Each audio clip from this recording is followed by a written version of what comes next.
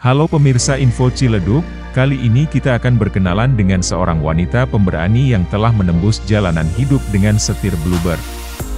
Di balik roda yang kokoh dan langkah kaki yang mantap, ada kisah inspiratif yang layak untuk kita dengar. Dalam dunia taksi yang biasanya dikenal sebagai panggung laki-laki, kita kali ini akan mengenal Ibu Dwinda, seorang wanita tangguh yang telah mengekang roda kehidupannya dengan taksi Bluebird. Ibu Dwinda memulai perjalanannya dengan tekad yang kuat dan semangat yang tidak kenal lelah. Melalui pelatihan dan ujian yang ketat, ia berhasil memenangkan hati Bluebird dan diterima sebagai salah satu pengemudi handal di perusahaan tersebut. Kini, setiap hari, ia mengemudikan taksi biru yang menjadi ikon kepercayaan dan keamanan.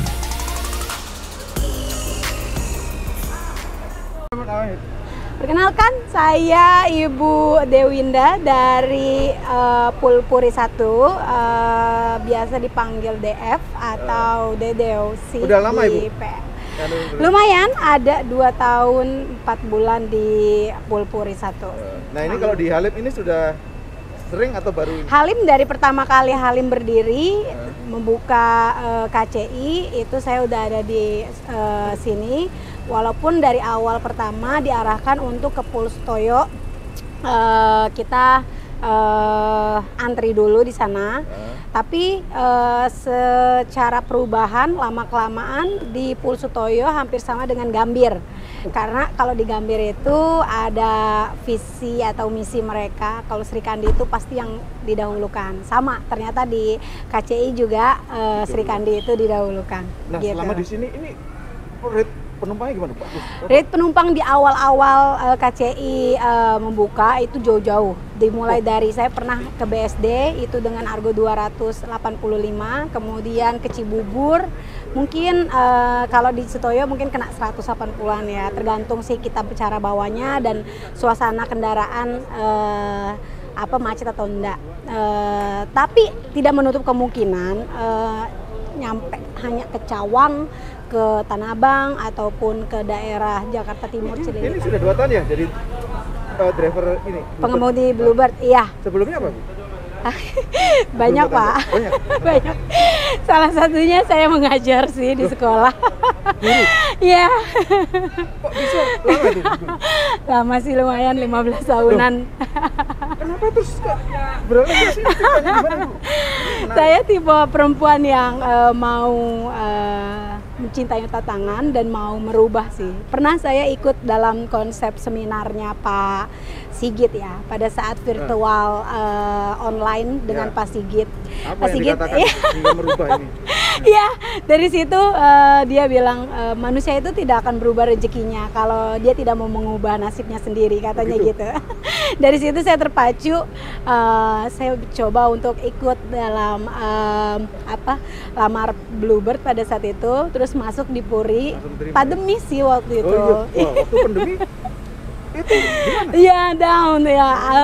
Tadi kapul saya baik, kabak saya baik pada saat itu. Maksudnya diajarkan dan diarahkan secara lembut, tidak secara verbal, tapi by order. Dari order-order itu saya belajar sih, one by one, baik order logistik, order tamu iot maupun order gokar dan goblu itu satu persatu diajarkan sama dia, learning by doing. Oh, gitu. nggak ada secara verbal yang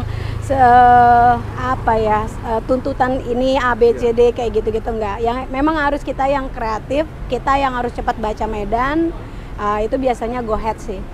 Nah, saya masih ini ya, kenapa dari guru kok berlari? Kenapa milihnya ke ini? Guru tetap saya tidak tinggalkan Pak. Ya, saya hanya SMP, SMA? semua mata pelajaran sih Di dia SMP, ya SMP? dari TK, SD, SMP, SMA semua udah saya jajahi. Tapi banyak random. Tapi pada saat itu memang pandemi saya bosen dengan online dan hanya sekreatif itu, tidak by doing gitu. Beda dengan Bluebird kita Tapi kenapa kok beralihnya kok milih ke ini? Bluebird itu kita langsung to do ya, to do maksudnya langsung ke tempat gitu. Jadi pada saat saya dikasih order antar jemput penumpang, dia kasih order untuk mengenal beberapa tempat-tempat spot yang memang kayak DPR masuk, kemudian gedung-gedung yang memang kementerian kayak gitu-gitu. Itu benar-benar kita jadi kayak tahu ke situ itu nggak hanya sekedar kita antar dari situ explore, terus kita bisa tanya langsung sama tamu-tamu. Nah dari situ bisa jadi bahan ajar bahan ajar, terus maksudnya bertukar experience sih sama anak-anak, dan kita berdasarkan fakta, belum bicarakannya tidak hanya berdasarkan rule ataupun berdasarkan skema yang ada di Google atau apa, enggak, kita benar-benar explore langsung, dan kayak anak-anak jadi kayak lebih ternyata punya guru yang punya pengalaman yang langsung. Ya private sih, nggak ke sekolah, karena kalau sekolah kan memang punya waktunya sempit. Les private saya. Tapi ini keluarga gimana, suami, anak, nggak masalah? Tidak masalah. Kalau pasangan sih udah sejauh 2 tahun ini ya, dia tahu saya memang pekerja baik lapangan, baik kantor. Dia memang dia udah selalu mendukung saya sih. Apapun yang membuat saya nyaman, apapun yang membuat saya bisa go ahead di situ, sok silakan. Kalau anak-anak sih sudah terjadwal ya. Biasanya saya bangun jam 2 pagi, sholat malam, kemudian meminta sesuatu untuk hari itu, yang terbaik untuk saya itu apa, kayak gitu. Terus pada saat itu memang nggak tahu ya, Bluebird adalah jalan yang selalu kayak dikasih lancar gitu pada saat itu. Padahal pandemik tuh yang mungkin semua orang bahagia dengan ada di rumah, kalau saya tuh langsung stres ada di rumah yang biasanya mengeksplor di jalan. Jadi pada saat pandemi saya selesai sholat itu biasanya masak, multitasking sih, masak, nyuci. Biasanya saya waktukan selama 2 jam, jam 5 setelah azan subuh selesai saya langsung jalan. Sampai jam berapa? Biasa sampai jam 11, jam 12 kayak gitu. Pernah sampai jam 2 pagi. 12 malam? Iya, karena waktu itu memang kayaknya saya akan beda sekali ya konsep kerja saya yang profesi saya sebelumnya dengan yang sekarang. Kalau yang profesi saya sebelumnya itu harus tuntas pekerjaan di saat itu, karena anak-anak itu harus benar-benar yang tadinya kurang cerdas jadi pintar, intinya gitu. Berarti kan harus tuntas konsepnya. Kalau Bluebird, kalau nggak dapat hari ini masih bisa untuk esok harinya, kayak gitu. Yang penting kamu nyaman ada di zona itu dan kamu bisa mengatur ritme kamu bekerja kayak gitu. Memang jet lag sih lagi awal, makanya habit kerja yang ada di profesi sebelumnya itu kebawalah di Bluebird. Makanya kalau saya belum tutup Argo dari pada saat itu 600, 650, pernah sih 450 ya pernah ya dalam sebulan itu, karena emang roundnya sepi banget. Jadi Bluebird memberikan keringanan kepada driver untuk Argo hasilan itu 450 per hari. Waktu pandemi? Iya, nggak jadi masalah bagi Bluebird. Tapi kalau sekarang ini biasa rata-rata saya berapa? Kalau untuk reguler saya biasa bawa reguler sih. Kalau stiker ini karena memang lagi nembak aja. Itu 650 di reguler. Untuk anak gas biasanya 750, anak stiker 775 gitu. Kalau ada pengalaman lucu apa? Oh pernah, iya pernah. Satu bawa bule. Dia agak mabok tuh waktu pada saat itu. It's okay. Understand ya. Boy, please you must be going to my house, kata dia gitu. In Jalan Kemang Raya, bla bla bla bla gitu. Dia kasih. Terus, okay sir, are you ready? Ready, udah. Abis itu tidur, I think dia tired ya. Saya pikir dia benar-benar lelah. Ternyata ngorok, terus pas dibangunin sampai di depan rumahnya, dia benar-benar nggak bangun. Dan dia ternyata tinggal cuma sendiri, just alone. Terus saya ketok-ketok rumahnya, sampai berkali-kali nggak ada orang. Sampai subuh saya, akhirnya saya telepon full. Saya nggak pulang ya, ini mau dibawa, bulenya gede banget. Jam berapa itu? Mau dibawa turun nggak bangun-bangun. Iya sampai subuh jam 5, oh hai kata dia gitu. Dia baru sadar dan oke sir, kita udah sampai tadi dari jam 1 malam. Tapi kalau digoda-godain gimana? Goda-godain penumpang? Oh, pernah saya ketus pastinya. Oh, Satu gitu ya. itu. Terus yang Nah, kedua, gimana ngadepinnya itu nakal-nakal gitu misalnya? mohon maaf Pak, Iya. sampai tadi Bapak udah mengatakan antar Bapak sampai detik ini. Di sini, tempatnya di sini, kemudian sampai jam segini Bapak harus tiba. Saya pikir sudah cukup ya interaksi kita, Bapak tinggal duduk di belakang. Kalau Bapak ingin mengarahkan rutenya silakan. Kalau Bapak mempercayai Gmap silakan. Saya Gmapnya already. Udah titik.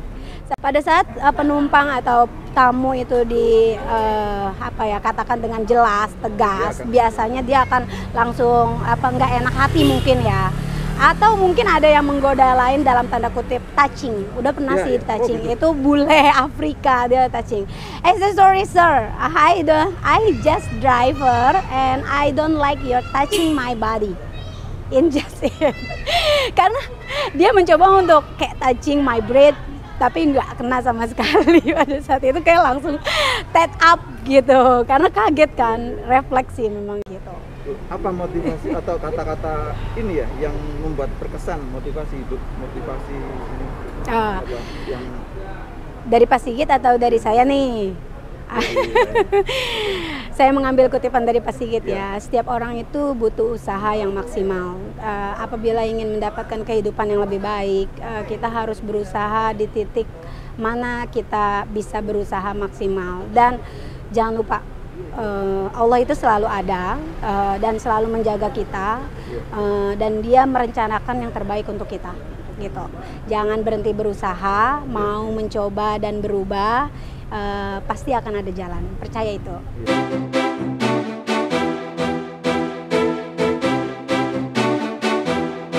Tidak hanya sekedar mengemudi, Ibu Dwinda juga membuktikan bahwa keberanian dan kemampuan tidak tergantung pada jenis kelamin. Ia memberikan layanan prima kepada penumpangnya, menghadirkan senyum hangat di tengah hiruk-pikuk kehidupan metropolitan. Profesinya bukan hanya sekadar mengantarkan penumpang dari satu tempat ke tempat lain, tetapi juga menjadi pelajaran hidup bahwa setiap orang memiliki potensi besar yang dapat diwujudkan. Dalam perjalanan hidupnya, Ibu Dwinda menghadapi banyak rintangan dan prasangka. Namun, ia tidak pernah menyerah. Keberanian dan keteguhannya menjadi inspirasi bagi banyak wanita yang mungkin memiliki impian serupa. Ia bukan hanya pengemudi taksi, tetapi pahlawan sehari-hari yang membuktikan bahwa setiap impian dapat diwujudkan dengan kerja keras dan keyakinan.